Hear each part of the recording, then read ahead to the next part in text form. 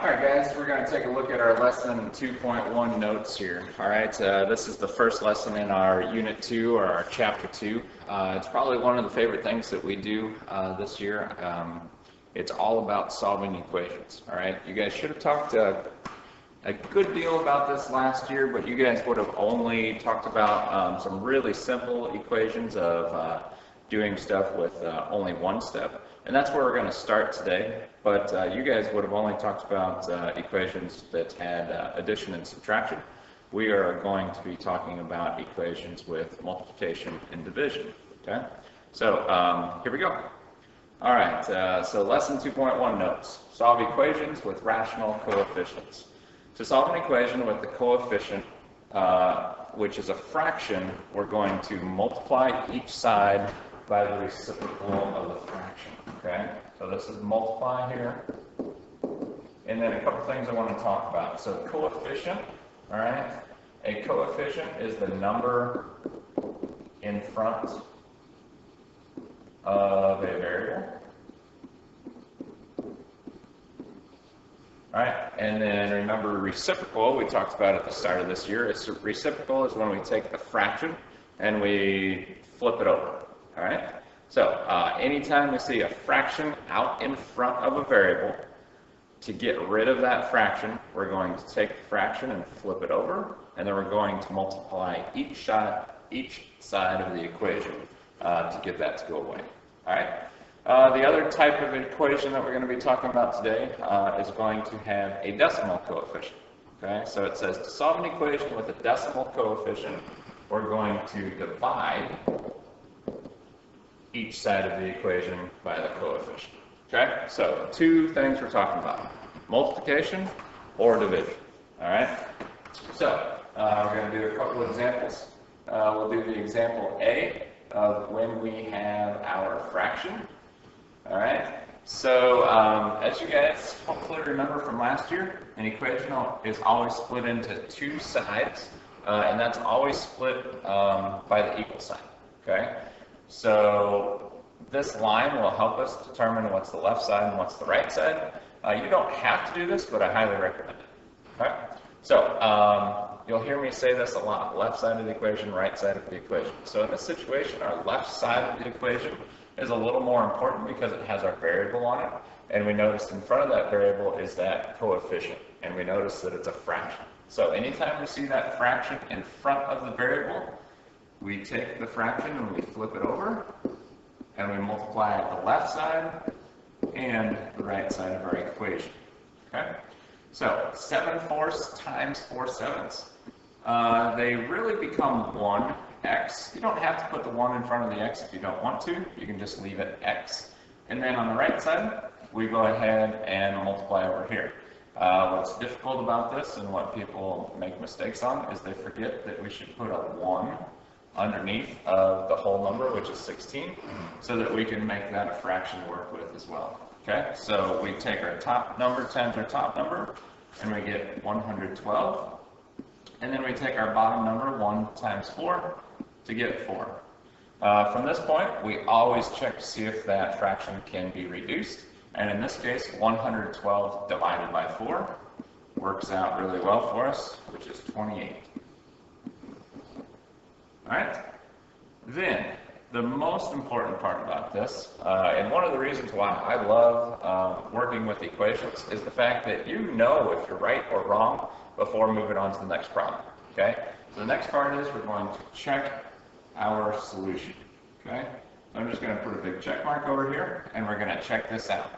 To check your equation, you go back to the original equation, which was 4/7 x equals 16. All right, and what we do is we take our answer that we think is correct, and we're going to check to see if it's true. So we're going to take 4/7 times 28. Notice that I'm putting our answer that we think is correct inside of parentheses. That's called plugging it into the equation. All right, and so we want to do that anytime that we can. So we're going to take our top number times our top number. So 4 times 28 would be, let's see, 80, 32, 112 over 7, which does give us 16. Okay? And that's it. All right, for B, we notice that we have 3.15, which is equal to 0.45 of n. And again, on this one, we're going to go ahead and draw in that equation, or sorry, draw in that line to split up our equation. And so we are taking a look at our right side of the equation this time because that's where our variable is at. Okay? So on the right side, we have in front of the letter n, we have the decimal of 45 hundredths, or 0.45. And we want to divide each side by that to get our variable by itself. Okay? So on the left side, if we take 3.15 divided by 0.45, we get 7. And on the right side, if we take the 0.45 and divide by 0.45, we get 1 n. Alright? And again, that 1 n, you can just say 7 equals n or 7 equals 1 n. Alright, and then again we check it. So we go back to the original, 3.15 equals 0.45 n, and we replace our n value in parentheses since we're plugging it in. So it looks like this. Okay, and again, you guys should have talked about this last year, but if not, again, I'm reminding you right now. Okay, so the 3.15 we can't do anything with, but over here on the right side, if I don't have a addition, subtraction, multiplication, or division sign in between two numbers, it's always going to be a hidden multiplication sign there. And if we take 0.45 times 7, we do end up with 3.15. So our left side and our right side of the equation do match up. So we know that our answer for n should be 7. Okay. All right, down towards the bottom. Okay, we're going to solve these equations, and again, we're going to continue to check our solutions.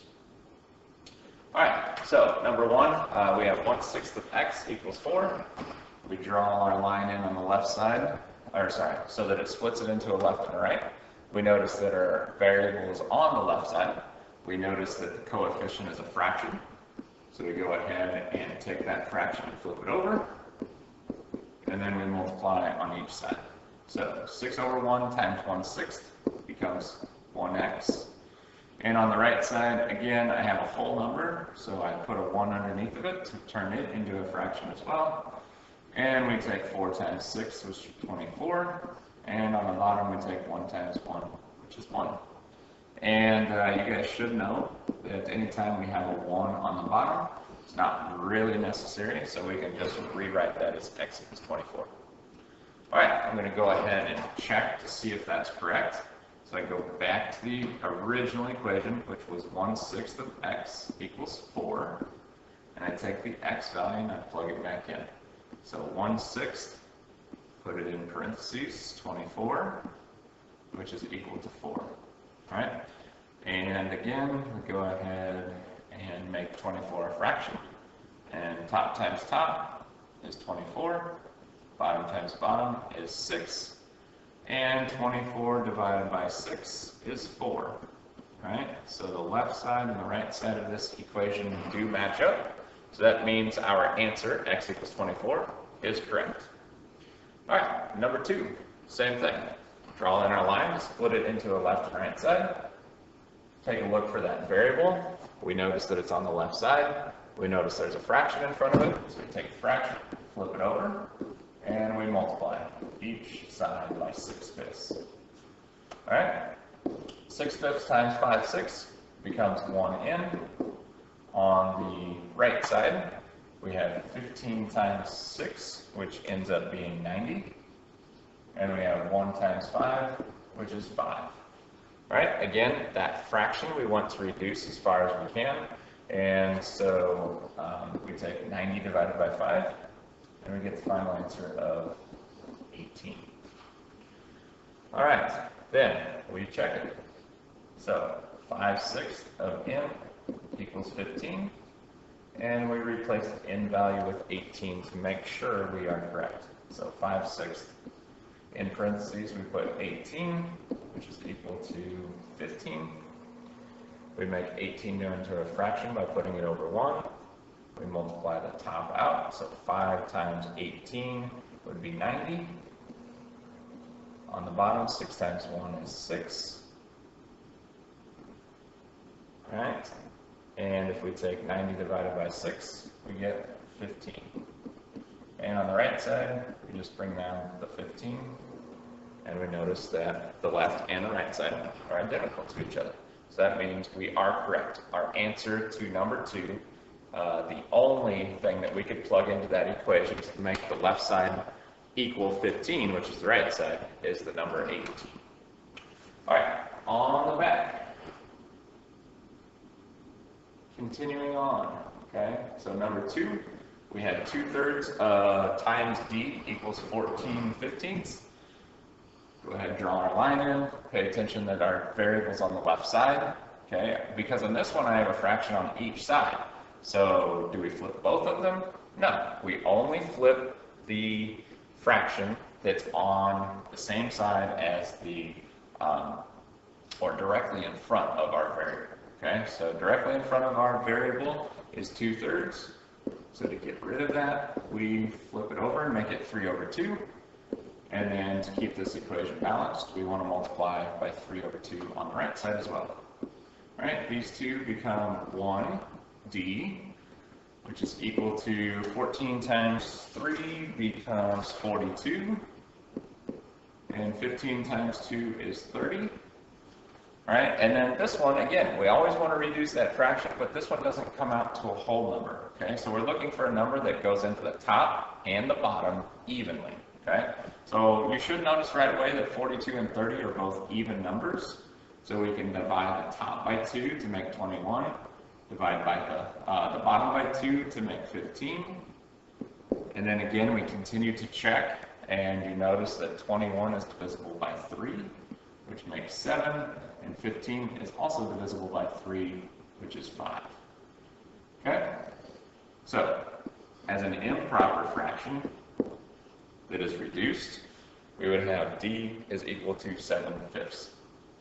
Or, you could use that as a mixed number, which is 1 2/5. Or technically, if you wanted, you could have that as a decimal, which is 1.4.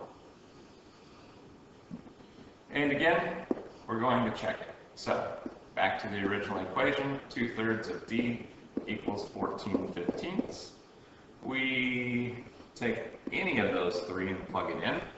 Like I said before, to answer this question, because I started with some fractions up there, it's actually going to be easiest for me to use 7/5 than 1 2/5 or 1.4.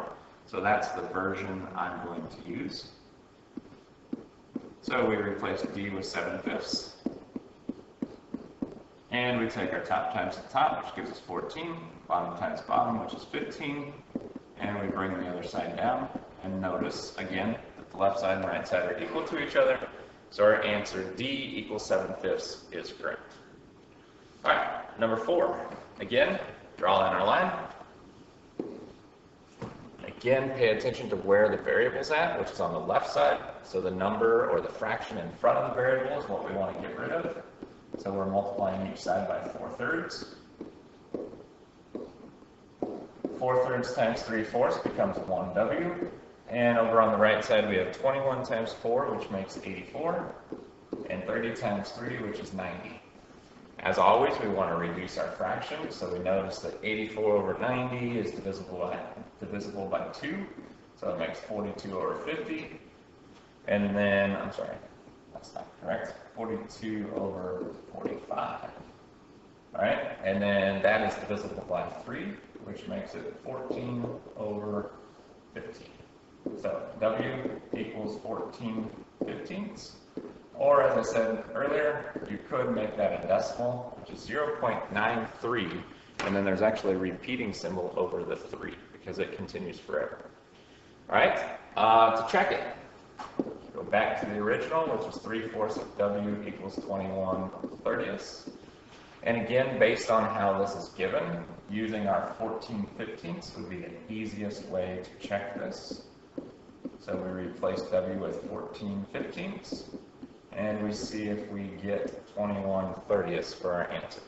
So 3 times 14 would be 52, and 4 times 15 would be 60. All right, right now that does not look like it's correct. But if you pay attention to 52 over 60, that actually does reduce down, okay? It reduces to, sorry, that should be 42 over 50, 21/30ths, okay? So 21/30ths is the same thing on each side, okay?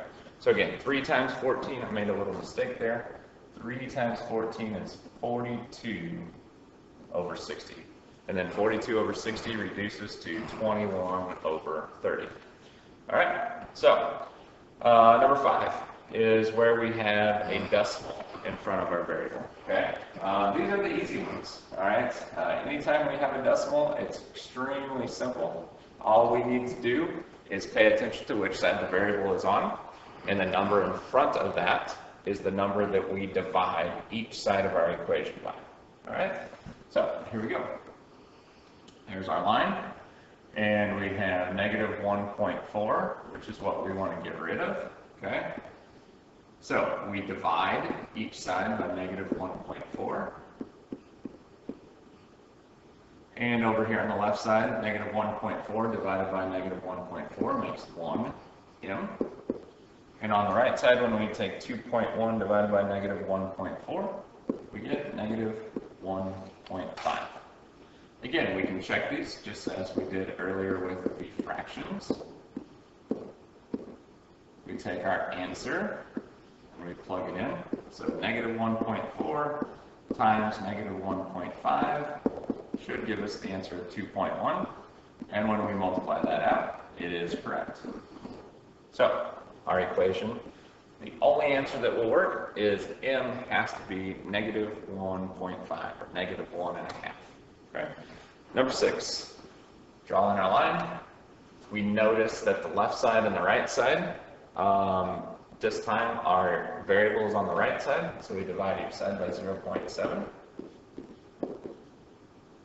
And if I take 4.9 divided by 0.7, we get 7. And on the right side, 0.7 divided by 0.7 becomes 1t. To check it, we go back to the original equation. And we replace t with 7. So 4.9 drops down, equals drops down, 0.7 drops down. T is replaced with 7. And then using our calculator, we take 0.7 times 7, and we do get 4.9. Again, proving that our thought or our belief that t was equal to 7 is correct. All right, number 7, going back to a fraction. Okay, so with number 7, we've got that -1/6 of x, which is equal to -5. Drawing our line, pay attention that the variable is on the left side. So we want to go ahead and get rid of the -1/6. So the opposite of that is -6 over 1.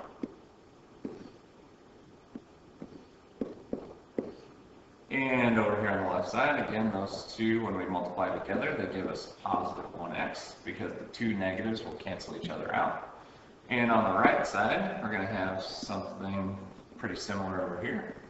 Okay, this negative really attaches up here to the 6, okay, when we think about this. So it's like -5 times -6 is 30. And then on the bottom, we just have 1 times 1, which is 1. And as we talked about earlier, anytime we have a 1 on the bottom of our fraction, that's really not too important. So we just go ahead and get rid of it. Okay. All right, and then again, we can check. So is -1/6 of x equal to -5? We plug in what we think the answer is, which is 30. And we plug that in. And we multiply it out. So -1/6 is already a fraction, so we make 30 a fraction as well.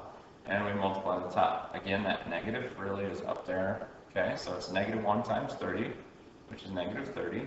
And then on the bottom, we have 6 times 1, which is 6. And if we reduce negative 30 over 6, we do get negative 5. All right, number 8. Again, left side and right side. Variables on the left, which means we want to get rid of the 9/4 by using multiplication. So 4/9 on the left, 4/9 on the right. Okay, 4/9 times 9/4 becomes 1r. On the right side, we have 27 times 4, which is 108. And 32 times 9, which is 288. All right, there's a lot of reducing that can happen with this fraction, okay? So if we divide by 2, it becomes 54 over 144. And then they're both equal, or they're both even numbers again. So we divide by 2 again, which gives us 27 over 72. And then it's divisible by 3 on the top and the bottom, which gives us 9 over 24. And then it's divisible by 3 again, which makes 3/8. Okay?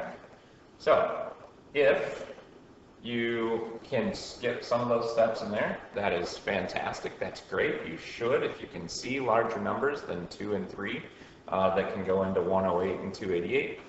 But some people can't. And some people just know how to type that into their calculator and use their calculator to help simplify too. Again, that doesn't matter which way you do it. You need to know how to do it whatever way is the easiest for you to get the correct answer. All right? So r is equal to 3 over 8. And again, check it. 9/4 of r equals 27 over 32. I bring over the 3/8 and I replace the r.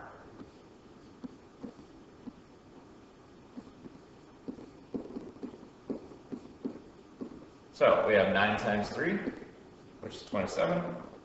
And on the bottom, 4 times 8, which is 32.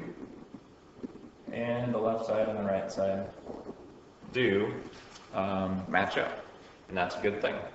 All right, so again, a couple quick reminders here on lesson 2.1. It's the start of a good lesson here on solving equations. And a couple things that you need to remember is anything you do to one side of the equation, you must do the exact same thing to the other side of the equation. Anytime you see a fraction, to get rid of the fraction, we want to multiply each side of the equation by the reciprocal. And if it's decimal, we just want to divide each side by the number in front, okay? So that coefficient is important to us. All right, so that wraps up our 2.1 notes.